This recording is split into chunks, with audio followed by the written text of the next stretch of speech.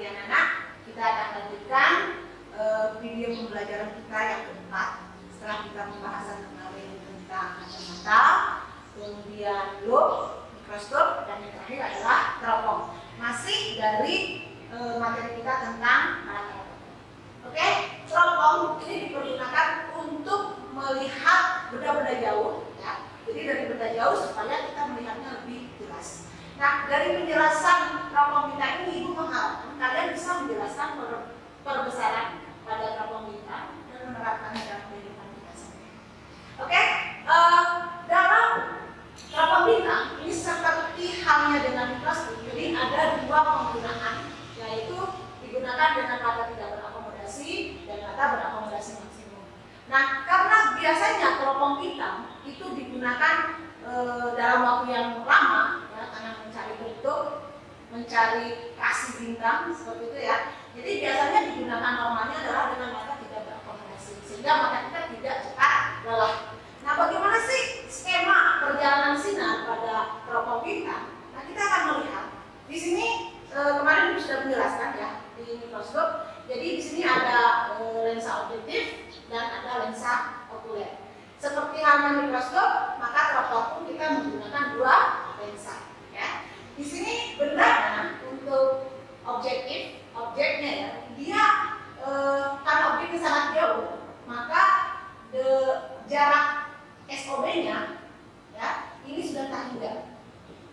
Nah, menurut konsep lensa, kalau benda tak hingga, pasti bayangannya akan jatuh di fokus. Ya, maka ini akan jatuh di fokus di sini. Ya. Nah, pada pengamatan mata tidak berakomodasi, ini si pembuat lensa atau si pembuat teropong ini harus merancang supaya bayangan akhir ya SOK-nya itu harus ditahingga juga, ya, ditahingga juga. Tentunya di sini kita pakai negatif ya, karena sifatnya maya. Jadi syarat ini untuk mata tidak berakomodasi. Sehingga untuk mendapatkan bayangan yang tidak terhingga, kita harus menempatkan benda ini pada fokus juga, ya. Sehingga untuk mata yang tidak berakomodasi, fokus antara objektif dengan fokus okuler di sana berhimpit, ya. Sehingga mudah saja untuk mendapatkan panjang teropong. Jadi panjang teropong atau D, nah ini kan ini fokus objektif ya, ini fokus objektif, ini fokus okuler. Sehingga D-nya tinggal kita tambahkan saja FOB ditambah FOK. Ya, ini sangat simpel sederhana. Sementara untuk perbesaran ya masih menggunakan lambang M. M-nya cuma tinggal perbandingan antara FOB dibagi dengan FOK. FOB per sangat sederhana. Jadi untuk mata tidak berakomodasi, ya, persamaannya cuma dua. Jadi untuk panjang teropongnya cukup dijumlahkan FOB ditambah FOK, dan untuk perbesarannya perbandingan antara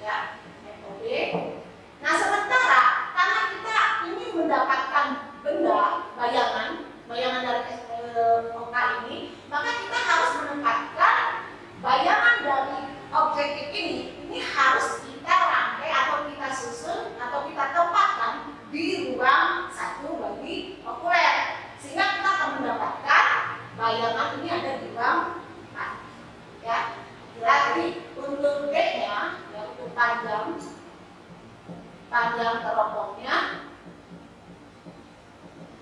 ini B sama dengan bentar FOB ditambah SOK. FOB plus SOK. Ya.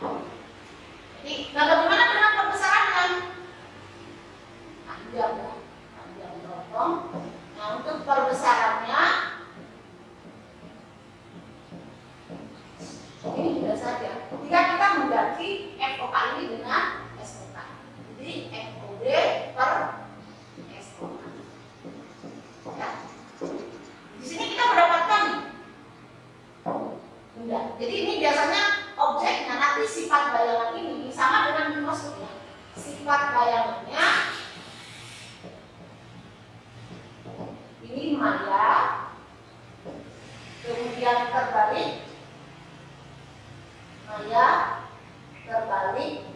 dan diperbesar. Ya, maya terbalik. Jadi di sini ingat gambarnya terbalik. Tapi biasanya kalau teropong bintang itu kan dia mengamati benda-benda yang bulat ya. Jadi atau benda yang sangat jauh. Jadi walaupun dia terbalik tidak ada masalah. Jadi ini sifat bayangan. Nah, sampai di sini Ibu akan memberikan satu contoh soalan sederhana, ya. Tapi ini Ibu harap ini dipahami dulu. Jadi ini untuk mata tidak berakomodasi dan mata berakomodasi maksimum.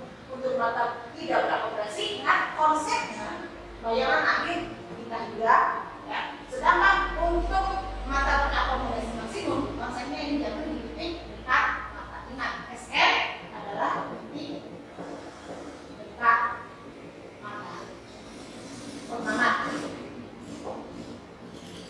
Oke, anak-anak, Ibu akan memberikan satu contoh soal supaya kalian lebih paham ya tentang pembahasan teropong ini. Ini Ibu ambil cuma satu soal saja. Ya. Jadi soalnya lensa-lensa sebuah teropong bintang terpisah sejauh 92 cm. Berarti di sini kita tulis dulu diketahuinya ya.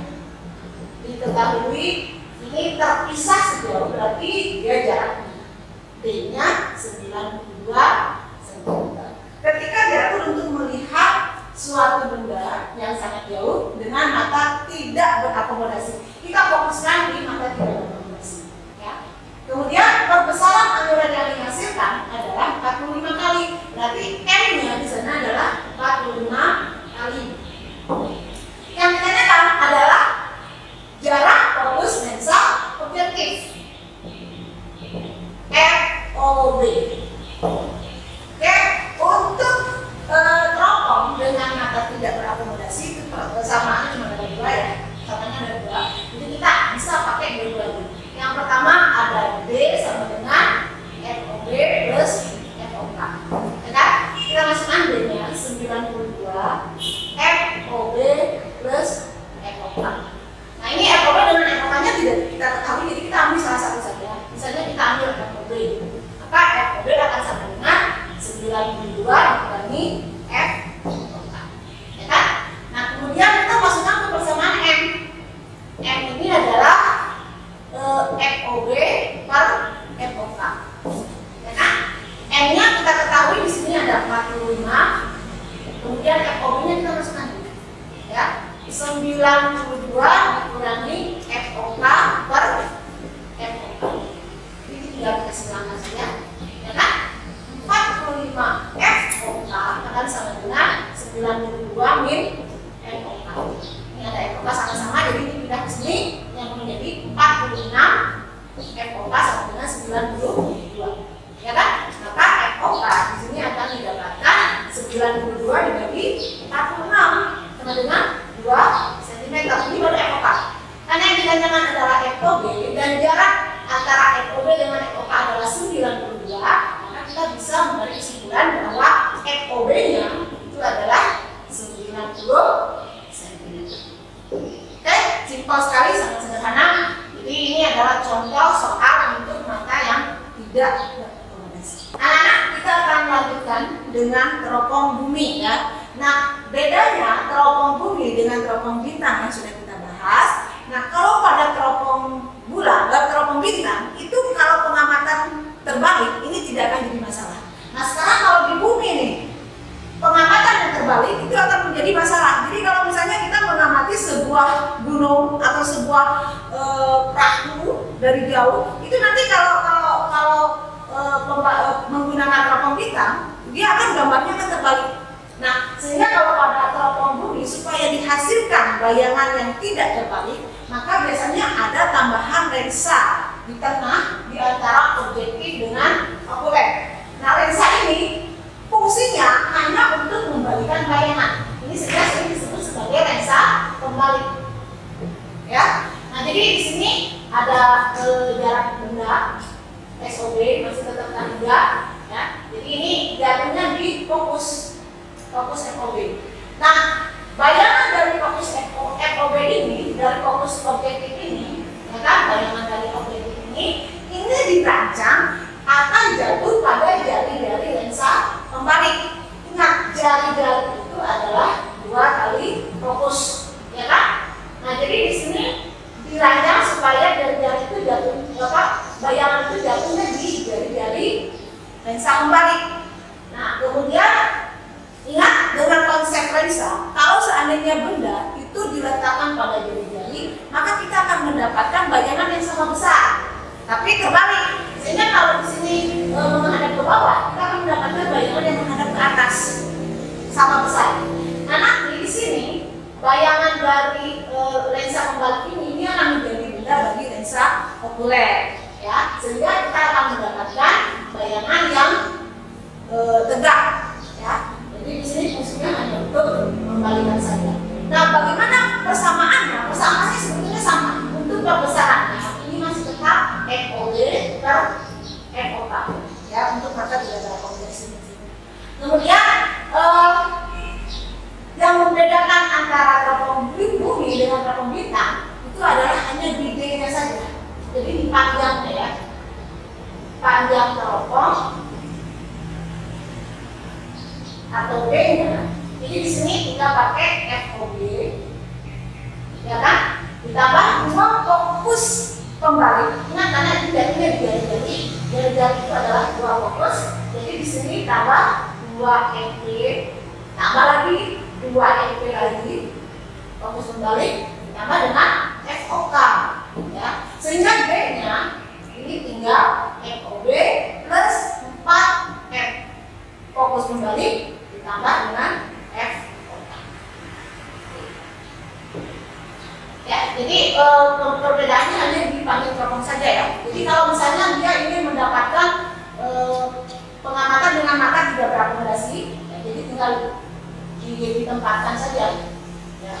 Kita akan mendapatkan lensa teropong buminya lebih panjang. Nah, bagaimana kalau mata tidak atau mata berakomodasi maksimum? Ini tinggal kita atur saja supaya bayangan ini akan jatuh di ruang satu dari okuler, sehingga kita nanti mendapatkan bayangan sama seperti hanya pada saat kita melukiskan bayangan pada teropong kita. Nah, terima kasih anak-anak untuk pembahasan kita hari ini. Jadi dari 4 video pembelajaran yang sudah dibuat, ya, dari mulai kacamata, kemudian loop, mikroskop, dan yang terakhir teropong, maka dengan ini Ibu anggap selesai untuk pembahasan HD alat-alat optik. Terima kasih untuk perhatiannya. Semoga kalian nyaman dengan video ini. Semoga bisa kalian ambil manfaatnya. Terima kasih perhatiannya. Assalamualaikum.